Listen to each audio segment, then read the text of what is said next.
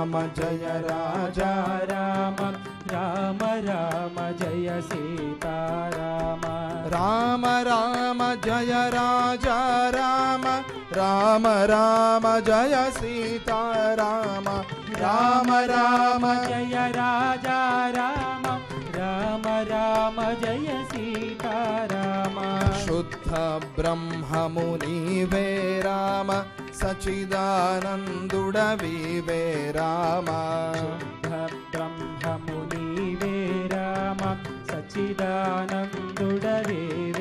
రామ శుద్ధ బ్రహ్మమునివే రామ సచిదానందుడవివే రామ శుద్ధ బ్రహ్మమునివే రామ సచిదానందుడవివే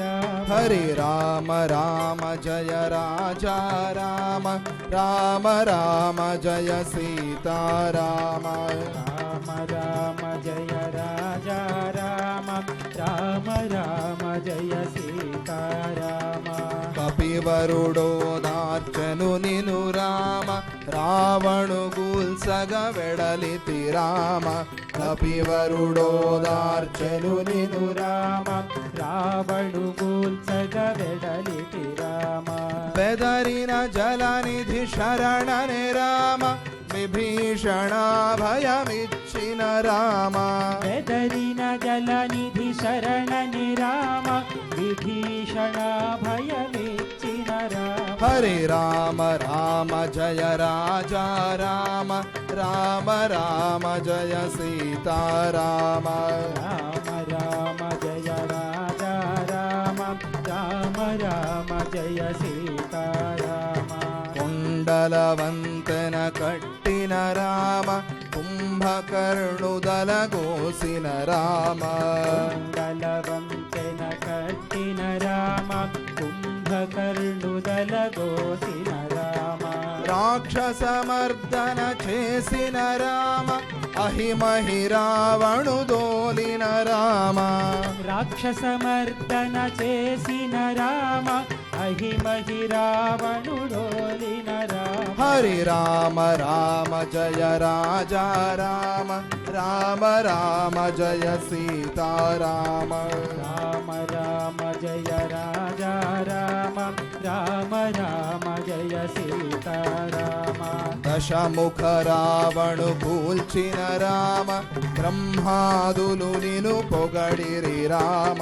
దశముఖ రావణు కూల్చిన రామ బ్రహ్మాదులు నిను పొగడిరి రామ దివిగల నీపిత నిను గనే రామ సీతను కనుగొని పొంగిన రామ దివిగల నీపిత నిను గనే రామ సీతను కనుగొని పొంగిన రామ హరి రామ రామ జయ రాజా రామ రామ రామ జయ సీతారామ రామ రామ జయ రాజా రామ రామ రామ జయ సీతారామ మృక్కె విభీషణ రాజట రామ పుష్పకముననిక సాగితి రామ మృక్కె విభీషణ రాజట రామ పుష్పకముననిక సాగితి రామ నడుమ భరద్వాజుని గను రామ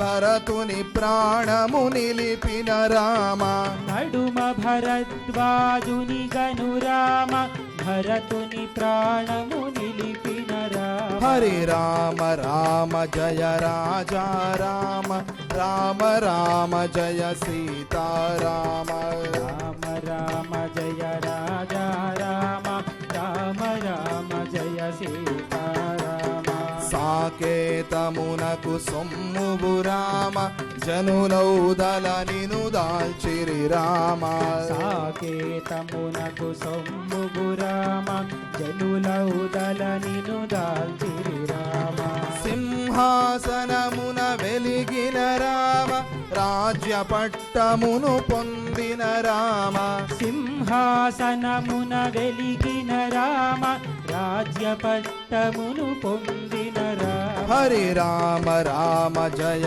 రాజా రామ రామ రామ జయ సీతారామ రామ రామ జయ జయ రాజా రామ రామ రామ జయ సీతారామ రాజన్యులు నిను గొల్చిరి రామ ఉపద విభీషణుడొసగెను రామ రాజన్యులు నిను గొల్చిరి రామ ఉపద విభీషణుడొసగెను రామ కపులకనుగ్రహమిచ్చితి రామ జీవులందరూ సాకెడి రామ కపులకనుగ్రహమిచ్చితి రామ జీవులందరూ సాకెడి రామ జగతికి నీవాధారము రామ జగతికి నీవాధారము రామ జగతికి నీవాధారము రామ జగతికి నీవాధారము రామ హరి రామ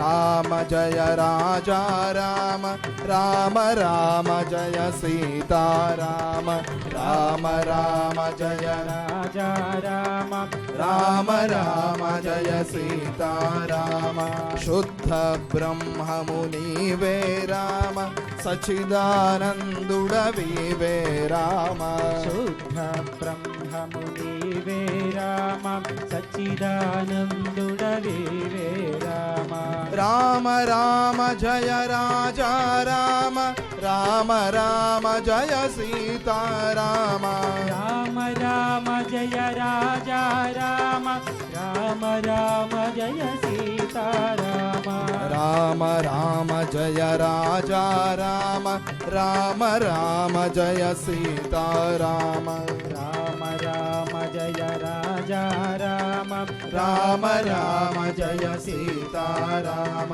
సీతారామ సీతారామ శ్రీ రఘురామ శ్రీ రఘురామ జయ శ్రీరామ జయ శ్రీరామ సీతారామ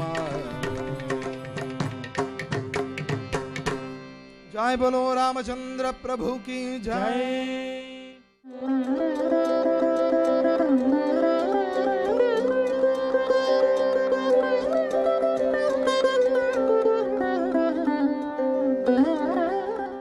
ఓం శ్రీకృష్ణ పరబ్రహ్మణే నమః. పురాణములు వ్యక్తిత్వ వికాస పాఠాలు అనే కార్యక్రమానికి స్వాగతం. ప్రయత్నం ఎప్పుడు కూడా పూర్తి స్థాయిలో చేయాలి. పూర్తి స్థాయిలో ప్రయత్నం చేసినప్పుడే మనం విజయాన్ని సొంతం చేసుకోగలుగుతాం. అందుకే శ్రద్ధవాన్ లభతే జ్ఞానం, శ్రద్ధ ఉంటే జ్ఞానం లభిస్తూ ఉంది అని చెప్పబడింది. కాబట్టి ఆ శ్రద్ధ ఏ స్థాయిలో ఉండాలి అంటే అది పూర్తి స్థాయిలో మనం శ్రద్ధ కలిగి ఉండాలి. ఏదో మిడిమిడిగా పైనే మనం చేస్తే ఆ ఫలితాలు కూడా అంతంత మాత్రమే ఉంటాయి అన్నమాట.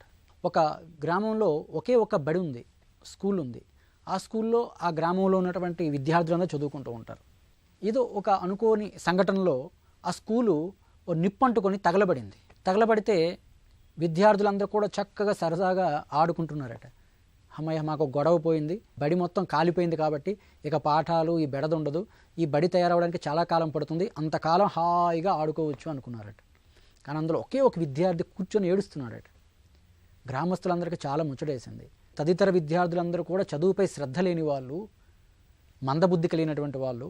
కానీ ఒక్క విద్యార్థి చదువు మీద ఎంత శ్రద్ధ, బడి కాలిపోయిందని అంత ఏడుస్తున్నాడని చెప్పి ఆ గ్రామంలో ఉన్న పెద్దవాళ్ళందరూ కూడా ఆ విద్యార్థి దగ్గరికి వెళ్ళి ఓదార్చుతూ, బాబు ఎందుకు ఏడుస్తావురా, ఏం పర్వాలేదు, రేపటి నుండి మరలా పాఠాలు మొదలు పెడదాం, ఆ చెట్టు ఉంది కదా ఆ చెట్టు కింద మొదలు పెడదాం, ఏం పర్వాలేదు అని చెప్తూ ఉంటే ఆ విద్యార్థి అన్నాడు, నాకు బడి కాలిపోయిందని నాకు బాధగా లేదండి, ఇంకా ఉపాధ్యాయులు మిగిలిన్నారని బాధగా ఉందండి అన్నాడట.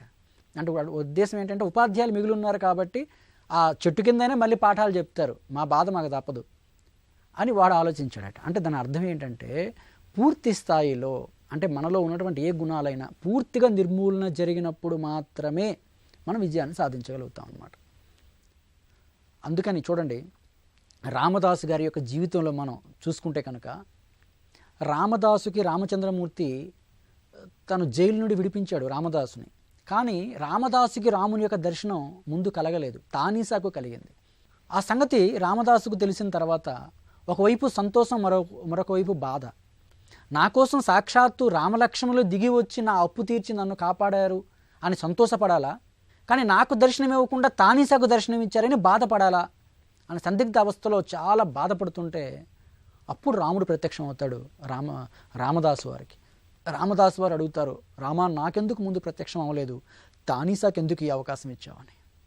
అప్పుడు రాముడు అంటాడు, చూడవయ్యా, తానీసా కూడా గత జన్మలో నా భక్తుడయ్యా. ఆయన గత జన్మలో చివరి వరకు వచ్చి ఆగిపోయాడు, లేకపోతే గత జన్మలోనే తరించిపోయి ఉండేవాడు. ఆ శేషం ఇప్పటి వరకు ఉండిపోయింది. గత జన్మలో వాడు ఎవడంటే ఒక శివభక్తుడు, తానీసా అనేవాడు. తను ఒక శివాభిషేకం చేయాలి అని నిర్ణయించుకున్నాడట. ప్రతిరోజు శివాభిషేకం చేస్తూ ఉంటాడు. రోజుకి ఒక 1000 కుండలు నీళ్లు వేసి అభిషేకం చేస్తూ ఉంటాడట. ఇలా రోజు ఇదొక దినచర్య, పరిపాటిగా భగవత్ ఆరాధన చేసుకుని జీవితాన్ని గడుపుతూ ఉంటాడు. ఇలా చేస్తూ చేస్తూ చేస్తూ చాలా కాలం తర్వాత కఠోరమైనటువంటి దీక్ష తీసుకున్నాడు. ఇంతకాలం శివునికి నేను అభిషేకాలు చేస్తున్నాను, ఈరోజు ఎలాగైనా సరే శివ దర్శనం నేను పొందాలి అని ఒక నిర్ణయానికి వచ్చాడు. ఒక నిర్ణయానికి వచ్చి కఠోరమైన దీక్ష తీసుకొని శివుడు ప్రత్యక్షమైనంత వరకు నేను అభిషేకం చేస్తూనే ఉంటాను, అభిషేకం ఆపను. 1 రోజు కావచ్చు, 2 రోజులు కావచ్చు, ఎన్ని రోజులు కావచ్చు, నిద్రాహారాలు మాని అభిషేకం చేస్తూనే ఉంటానని కఠోరమైన పట్టుబట్టాడు. పట్టుబట్టి ఇక నదిలో నీరు తీసుకురావడం, కుండతో శివలింగంపై అభిషేకం చేయడం. అలా 1000 అభిషేకాలు, 2000 అభిషేకాలు, 3000 అభిషేకాలు, 10,000 అభిషేకాలు దాటిపోయాయి. ఆ రోజంతా గడిచిపోయింది, అర్ధరాత్రి దాటిపోయింది. అయినా శివుడు దర్శనం ప్రత్యక్షం కాలేదు, ఈయనకి దర్శనం కలగలేదు. ఇలా చేస్తూ చేస్తూ చేస్తూ ఈయనకి చాలా ఒక దశలో ఈయనలో ఉన్నటువంటి ఓర్పు నశించింది, పట్టుదల నశించిపోయి ఇక అనుకున్నాడట, ఎంత చేసినా నా మీద నీ కనికరం కలగదా అని చెప్పి తన చేతిలో ఉన్నటువంటి కుండతో శివలింగంపై కుట్టాడట. కుట్టిన తర్వాత అప్పుడు శంకరుడు తనకు అశరీరవాణిగా, తన రూపం అయితే దర్శనం అయితే ఇవ్వలేదు కానీ మాట రూపంలో చెప్పడం జరిగింది, చూడు నాయన ఎంత పని చేసావయ్యా నువ్వు, ఒకే ఒక్క కుండ అభిషేకం, ఇంతవరకు కొన్ని వేల అభిషేకాలు చేసావు నువ్వు, నాకు తెల్లవారు నుండి చేస్తున్నావు, అర్ధరాత్రి దాటిపోయింది, ఒకే ఒక కుండ చివరి కుండ తీసుకొచ్చి నాపై నీరు పోసేసి ఉంటే, అభిషేకం చేసేసి ఉంటే నీకు ప్రత్యక్షం అయిపోయి ఉండేవాడిని అన్నారు. కానీ అంతలో నీ యొక్క లక్ష్యం ఆగిపోయింది, అంతవరకు వెళ్ళావు, ఒక కుండ దగ్గర ఆగిపోయావు, నువ్వు ఎంత పని చేసావయ్యా అంటే అప్పుడు చాలా బాధపడ్డాడు అనమాట ఆయన. సరే, ఈ జన్మకైతే నా దర్శనం నీకు కలగదు, రాబోయే జన్మలో కలుగుతుందని చెప్పి తను వెళ్ళిపోవడం జరిగింది. ఆయన తానీషా అనమాట ఈ జన్మలో. అంటే అర్థం ఏంటంటే, మనం లక్ష్యాన్ని చేరుకోవడానికి మనం ఎంత ప్రయత్నం చేసి చేసి చివరికి విసిగిపోతూ ఉంటాం, ఇంకా మరి అబద్ధమో అనుకుంటాం. అలాగే అనుకోకూడదు, ఇంత చేసి ఆగిపోకూడదు, మరి కొంచెం చేసి ఉంటే అది ఖచ్చితంగా నీకు దక్కుండదేమో అనేది ఇక్కడ మనకు స్పష్టమవుతుంది అన్నమాట.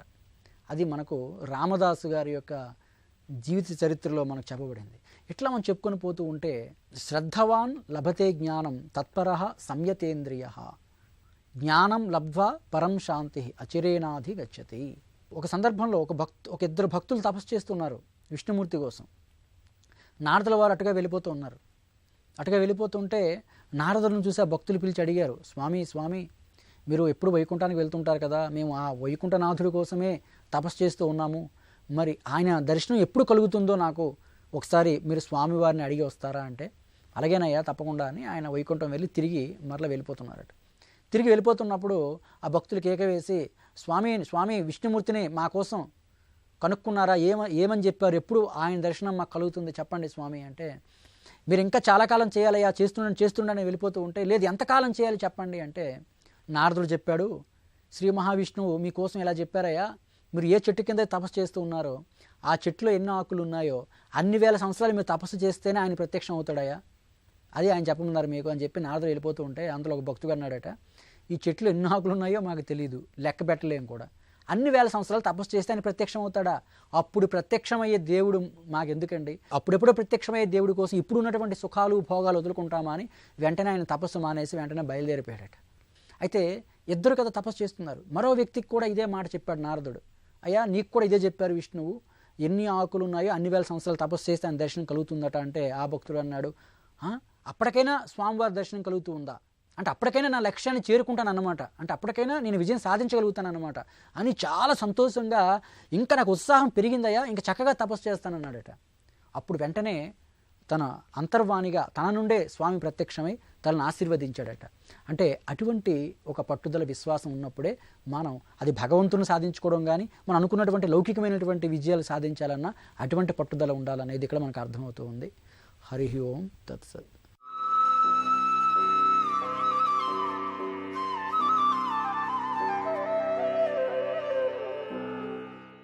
స్వామి అలా వచ్చాడు భక్తుడిగా. ఎప్పుడు వచ్చాడు? త్రేతాయుగంలో వచ్చాడు. ఏ త్రేతాయుగంలో వచ్చాడు అంటే అది మనం చెప్పలేం. త్రేతాయాం అన్నారంతే, స్వామి వచ్చింది. అలా వచ్చినటువంటి స్వామి అంతకు పూర్వంగానే భాషలుతున్నట్టుగా మనకు దత్తపురాణం చెప్తోంది. కాబట్టి ఇవాళ దత్తుడు ఏ రూపంలో ఉన్నాడు? దత్తాత్రేయుడికి సంబంధించినటువంటి అవతార కథనాలన్నీ ఏ పురాణమునందు మనకు విశదీకరించబడ్డాయి. అసలు దత్తావతారానికి మూలమేమిటి అని ప్రశ్న. ఈ అవతారం ఎందుకు వచ్చింది? ఈ అవతారం యొక్క ప్రయోజనం ఏమిటి? మనం అనుకున్నాం ఒక్క అవతారానికి ఒక్కొక్క ప్రయోజనం. మరి ఈ అవతార ప్రయోజనం ఏమిటి అన్నది మనం చెప్పుకుందాం.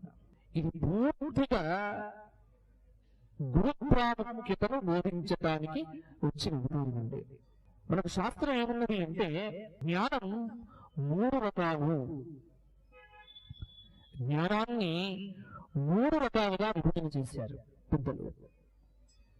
ఒకటి లౌకికమైన ప్రాపంచిక జ్ఞానం, మొదటిది. రెండవది వేద శాస్త్రాల విజ్ఞానం.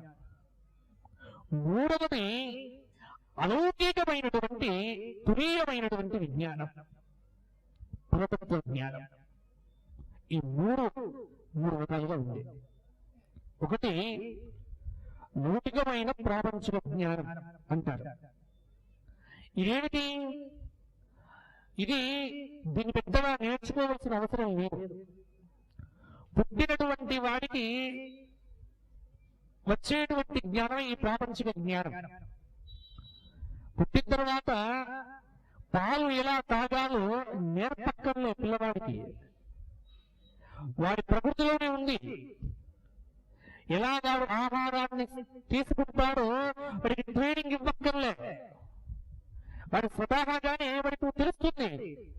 ఆ తల్లి యొక్క స్థలం నోట్లోకి వెళ్ళగానే వాడు చూసడం చేస్తాడు, వాడు ఎవరికి వెళ్ళిపోతుంది. అలా తాగాలి అని వారికి ట్రైనింగ్ ఇచ్చారు? ఎవరు ఇవ్వలే. అక్కడ వారికి స్వాభావికంగానే ప్రకృతి ఇచ్చినటువంటి ట్రైనింగ్ అది. అందుకే పుట్టాడు, వాడు పెరుగుతున్నాడు. వాడు ఎలా మనిషిగా ఉండాలో వారికి ఎవ్వరూ నేర్పక్కర్లేదండి. కారణం ఏమిటి అంటే ఇవాళ ప్రారంభం మనకు ఇవాళ కొత్తగా మనకు మొదలైనటువంటి కోచింగ్లు ఏమిటి అంటే మనిషిగా జీవించడం ఎలా అని ట్రైనింగ్. మనిషిగా జీవించడం ఎలా అనే దానికి ట్రైనింగ్ ఇవ్వక్కర్లే. ఆ ట్రైనింగ్ పుచ్చుకోవటానికి మనం సంసిద్ధంగా ఉన్నాము అంటే నీలో ఎక్కడో లోపం ఉంది అన్నటువంటి మాట.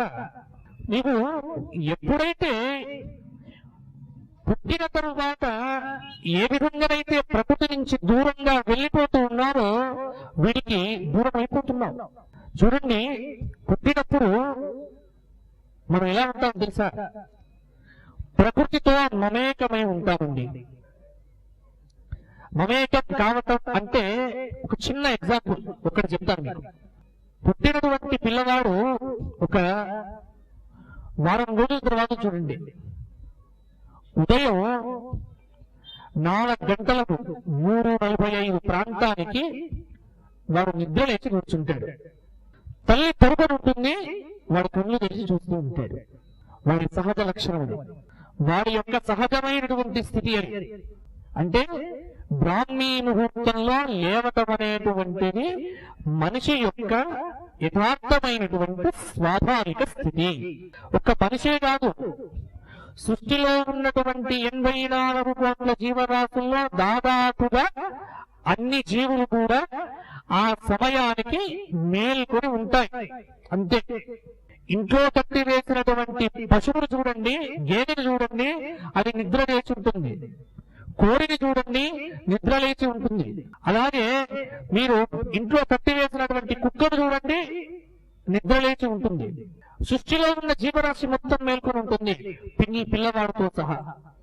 కొన్ని రోజుల తర్వాత ఏమిటి అంటే వీడు అలా పొద్దున లేచి ఏడుస్తూ ఉంటే వీడిని భరించడం కష్టమైపోతూ ఉంటుంది తల్లికి అని ఆ తల్లి ఏం చేస్తూ ఉంటుంది, పడుకోబెట్టడానికి ప్రయత్నం చేస్తూ ఉంటుంది. వీడిని పడుకుండబెట్టి వీడి సహజమైనటువంటి ప్రకృతికి దూరంగా వీడిని పెంచేటువంటి ప్రయత్నం అక్కడి నుంచి మొదలవుతుంది.